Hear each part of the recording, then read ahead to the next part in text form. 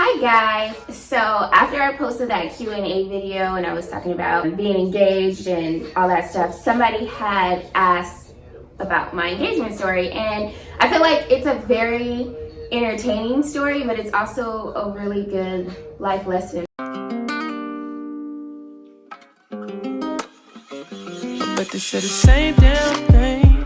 Got niggas paying top dollar at a holler, talking about that pretty brown frame, and I don't mean the Impala that you just hopped out of. Go on about your business, you must be religious, 'cause God done took her time, and you're tired of hearing those same old lines. Talking about something new, can't look the same to you. Yeah, about our relationship.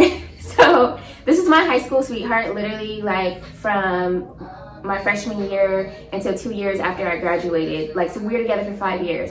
And like, that was my dog. We had a really good bond. Like, that was my friend more than anything. We would talk about anything, like be goofy, playful, whatever it was. Like, he honestly was the blueprint for how I expect my relationships to be for the rest of my life. Because if we can't kick it and be cool like that, I don't want it. Like, I'm not about to sit here and be cute with you all the time. No, let me be me. You feel me? But anyway, so we had a like really good relationship as far as that went, but we were different when it came to backgrounds. Like, his family, another thing that really attracted me to him was his family.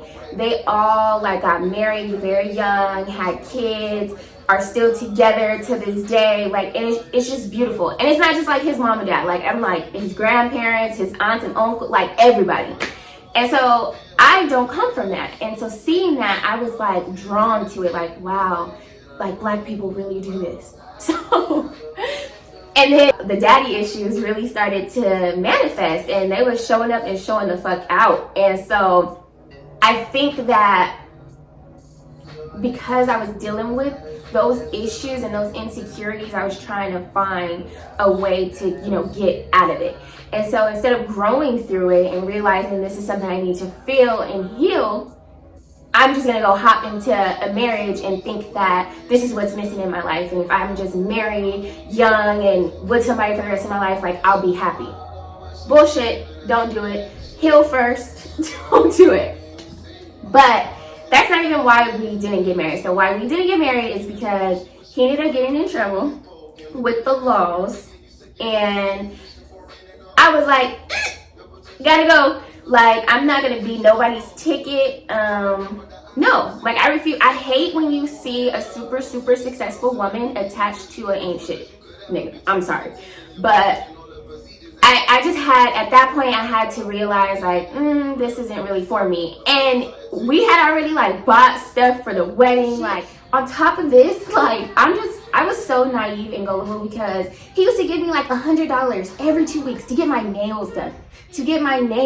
Where the fuck are you getting $100? Like, you don't have a job. Like, we don't even have an apartment or anything. And we're gonna get married? Like, baby, I have done some dumb shit in my life. Let me just say that. I have definitely experienced some things, and thank God for like growing. Oh, let me tell you. So how we got engaged was he proposed to me at Motel 6. I know, guys. I know. We were young. It was cute. The little ring was all cute. It was cute. But he proposed to me. I ended up like posting it on Instagram. All my family freaked the fuck out. They were like not happy about it at all. Everybody was like, no, like, you're too young to get married. The only person who had my back, and she always has my back, I don't care if I tell her, hey, we about to go kill these people, she gonna be like, when, where? My fucking mom. Like, my mom is so dope. Like, and I don't care. She supports me to no end. So she was all for it. She's like, yeah, let's do it. She was buying stuff. We was buying stuff for the wedding. And then he ended up getting in trouble, and I just like called it off. Once I called off the wedding, we like broke up. And now the nigga hates me to this day. Like, he won't even talk to me. And I honestly never would have thought, based on how our relationship was when we were together, I never would have thought that it would be like so much hatred. But, people deal with their hurt differently. It is what it is. But on the flip side of that, I am so happy that I did not get married. And I say that now with me knowing the type of person I am.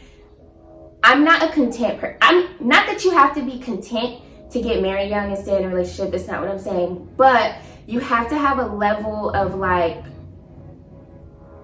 I guess, being okay with things. And I'm not. Like, I'm always looking for like the next thing. I'm always trying to progress, better myself. Like, okay, like what else can there be? And when it comes to relationships, that shit is, a lot of people don't make it past the talking, dating phase with me because they do something and I'm just like, yeah, I can't see it. Like, I don't see it going anywhere. Like, no, can't do it.